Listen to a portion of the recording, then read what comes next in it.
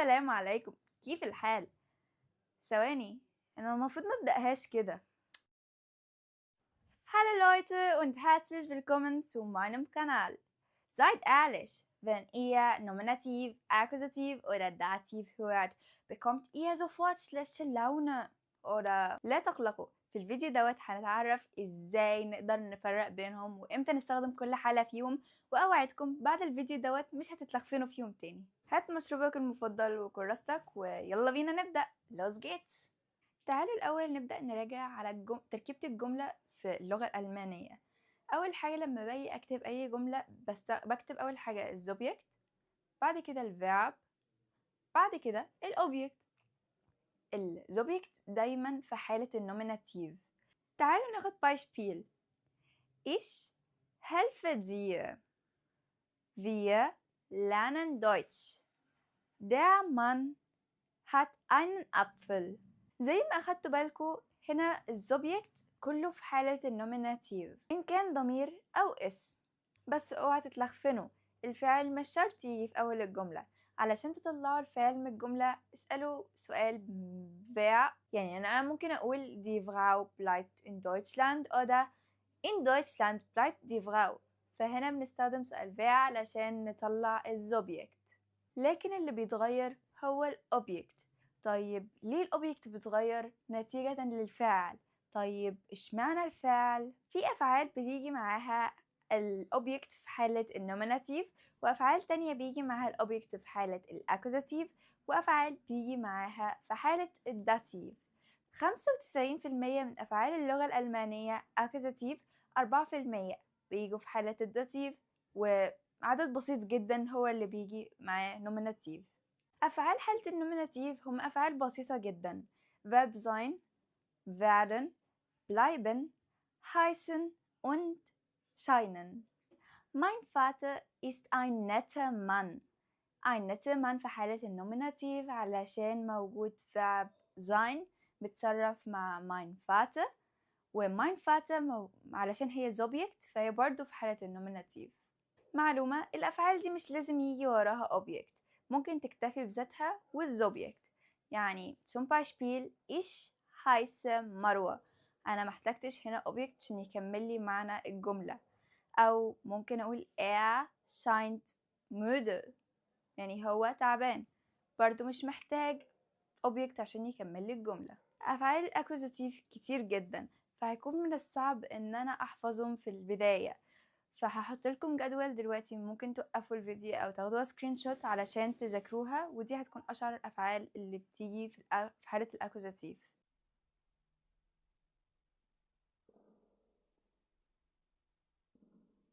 وفي حالة الاكوزاتيف الاوبجكت غالبا بيكون شيء واوقات بيكون شخص، وبسأل عنه was oder wen. امثلة اكتر عشان نوضح: Die Leute hören die Musik. Was hören die Leute? Das Kind trinkt die Milch. Was trinkt das Kind? Ich besuche dich. Wen besuche ich? Der Vater öffnet die Tür. Was öffnet der Vater?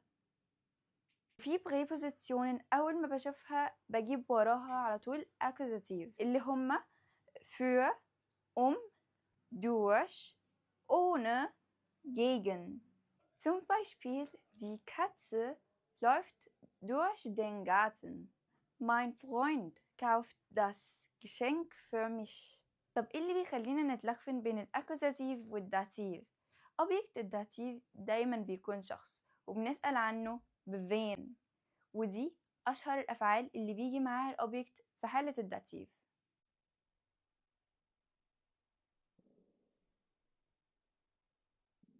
أمثلة على الداتيف: Die Frau hilft dem Kind.